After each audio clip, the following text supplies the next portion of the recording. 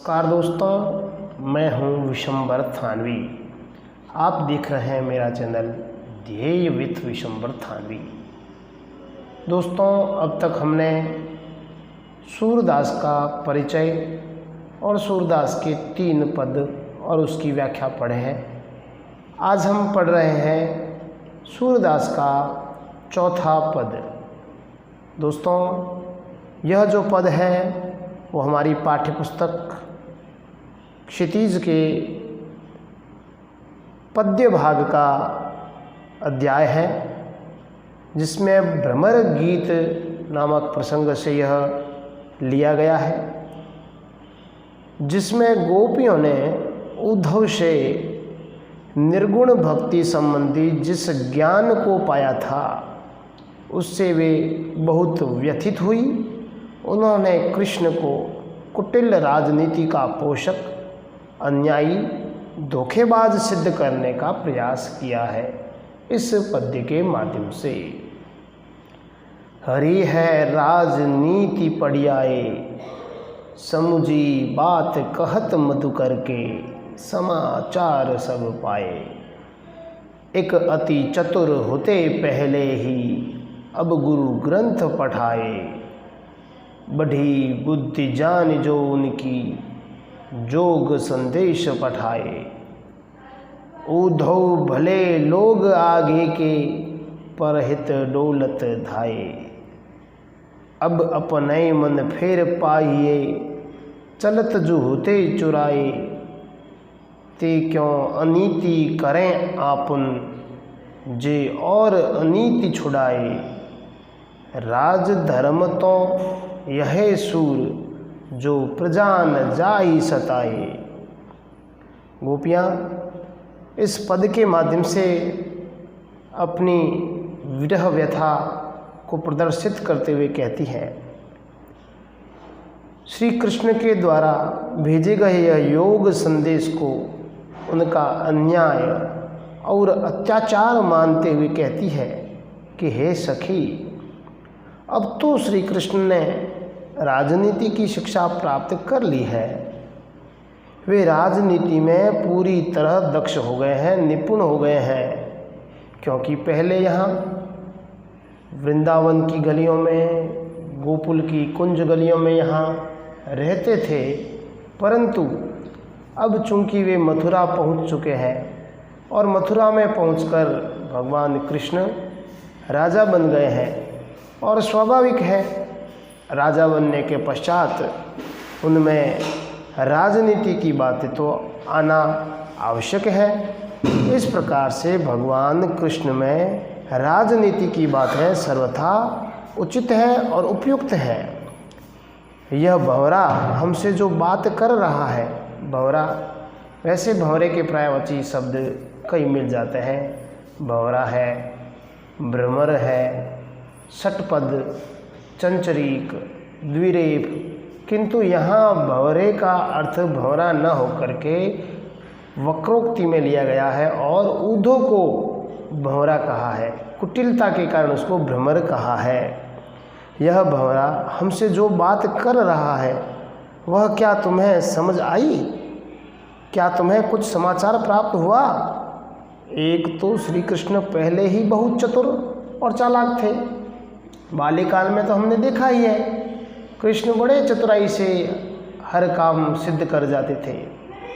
गोपियों के घर दही हांडी चुरा लेते, गोपियों के घर चोरी से चुपके से कूद जाते और मटकियों में जो माखन होता था उसको खा लेते थे। ऐसी ही घटना हमें भी याद है। एक गोपी के घर में कृष्ण गए और माखन खा रहे थे, लेकिन जैसे ही उसके ऊपर गोपी आती है तो कृष्ण को उल्हाना देती है, तो कृष्ण कहते हैं मैं तो इसके अंदर मक्खी पड़ी हुई थी, उस मक्खी को निकाल रहा था, मैं कोई माखन थोड़ी ना खा रहा था। तो इस प्रकार से बाल्यकाल में ही कृष्ण चतुर थे, चालाक थे, लेकिन अब गुरु ने उन्हें ग्रंथ भी पढ़ा दिए हैं। उनकी बुद्धि अब इतनी विशाल है कि इसका अनुमान इस बात से हो गया है कि वे युवतियों के लिए योग साधना का संदेश भेज रहे हैं। अब इनकी बुद्धि तो बड़ी चतुर हो गई है। अब वे बड़े कुटिलतापूर्वक राजनीति की कुटिल बातें, कूटनीति की बातें कर रहे हैं, क्योंकि उन्होंने मथुरा जाकर के गुरु ग्रंथ पढ़ लिया है। अब यह सिद्ध हो गया है कि वे बुद्धिमान नहीं हैं, क्योंकि कोई भी युवती के लिए योग साधना को उचित नहीं मान सकता। युवतियां हैं जिन युवतियों ने सगुण भक्ति को अपना लिया है। सगुण भक्ति को अपनाने वाली युवतियों के लिए यह निर्गुण भाव, यह योग साधना कदापि अच्छी नहीं लगती है। किंतु भगवान कृष्ण योग साधना का संदेश भेज रहे हैं। इससे यह सिद्ध हो गया है कि अब वे बुद्धिमान हो गए हैं।